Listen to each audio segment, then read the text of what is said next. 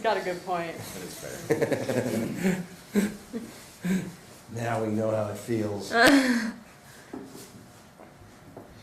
Okay, good morning. Let's got a couple of things to cover. Let's start off with the kidnapping.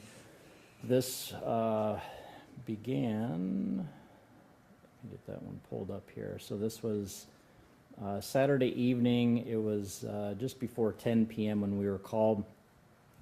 It began a little bit earlier than that, maybe about 10 or 15 minutes. We had a couple, a man and a woman, that were riding on a motorcycle. At some point, they noticed that there was a vehicle that was following them. They estimated, I think, maybe around 10 minutes or so, so quite a while, I guess, for somebody to be following. They stopped at a parking lot at the corner of 8th and Dakota. There were several people in this vehicle that got out, and they grabbed the guy and essentially at gunpoint forced him into that other car and then left. The woman that was on the motorcycle was able to run away, and she ended up calling for some help. So we had all this information. She didn't have any idea who the people were or what was going on. We had officers that later on found that vehicle near 12th Street and Lyndale Avenue. Our victim, the man that was on the motorcycle, was still inside that vehicle. He was unharmed.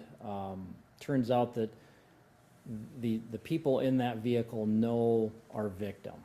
Not sure exactly what the relationship is, but they do know him, and they grabbed him, took him out of town, they assaulted him, and then they brought him back in. Apparently things were, I guess, relatively okay at that point in time. So he had some minor injuries. A couple of the people involved were juveniles, so I'm not allowed to give out details. We did have 2 adults that were arrested for a charge of kidnapping. The one question I guess we don't have answers to is really why this happened. So we do know each other, or we do know that they know each other. The man didn't seem overly concerned by this.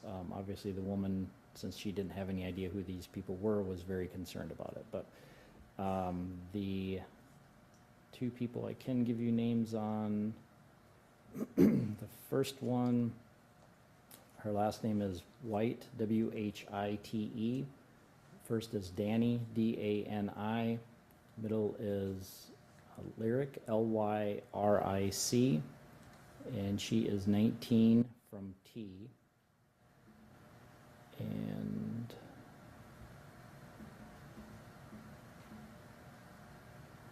the other suspect, the last name, I'll spell that, it's E-M-A-H-A-Z-I-E-N.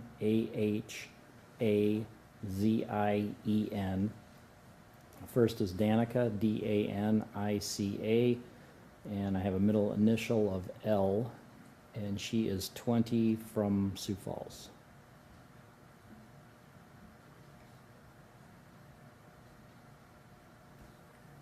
Any questions about that one? Okay. They kind of jump back to the aggravated assaults. There's quite a few of those. There's a couple of them. One of them happened early Saturday morning. This was about 4:30 is when we were called. And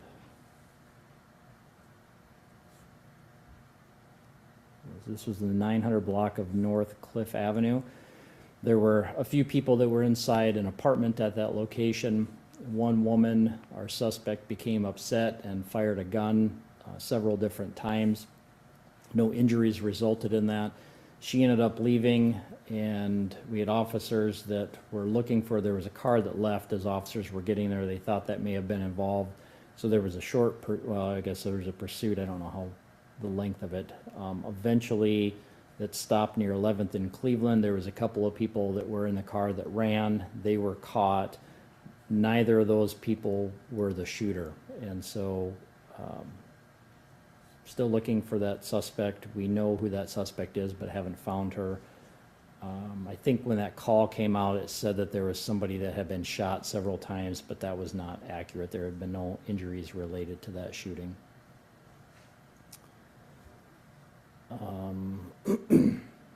I don't know, that's, I guess, it for the aggravated assault. There's a lot of them, a lot of people that were cut or threatened with different objects, but most of those are just reports. We don't have arrests on those yet. Burglaries, most of those are reports, houses and apartments that were entered primarily. Disorderlies, nothing big from those. Family offenses, frauds, larcenies, vandalisms, I didn't have a chance to get to those. I didn't hear of anything big out of any of them.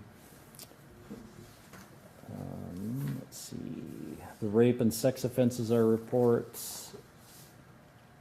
And there's an unknown problem, that was a report created in error, so I don't have any information on that. The unattended deaths, there's 3 of those, but nothing suspicious.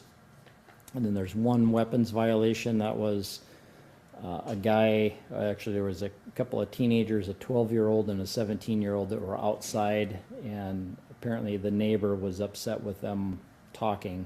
I think that's just either playing or talking, and he ended up coming outside with a rifle and fired that one time. We're not clear where he shot it, if it was in the air or into the ground. There were no injuries on that. Eventually, officers were able to get him to come out, and he was arrested for discharging a weapon in city limits, possession of a loaded firearm while intoxicated, and reckless discharge of a firearm. And that was Sunday afternoon, about 12:30 p.m. That was the 4400 block of South Apple Place.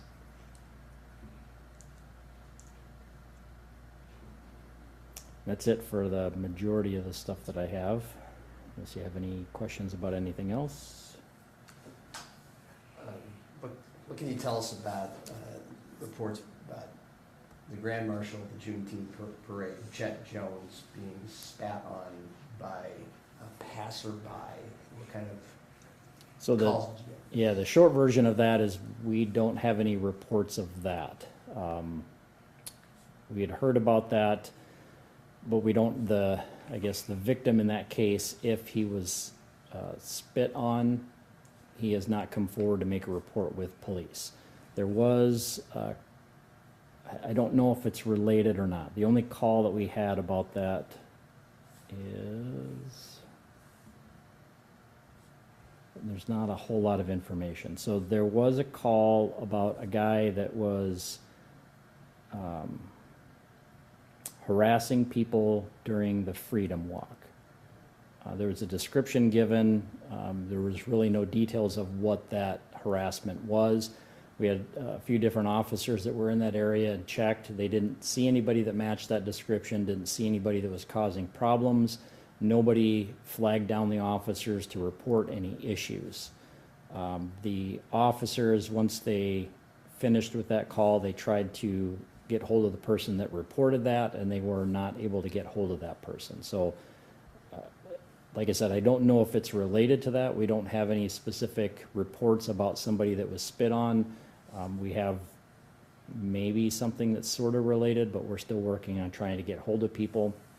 I guess the one thing I would say is if somebody did get spit on, call police and make a report, and then we can investigate it from there. Who are you trying to get a hold of? What's that? Who are you trying to get a hold of? Who are we trying to get a hold of? Yeah. The person that reported it.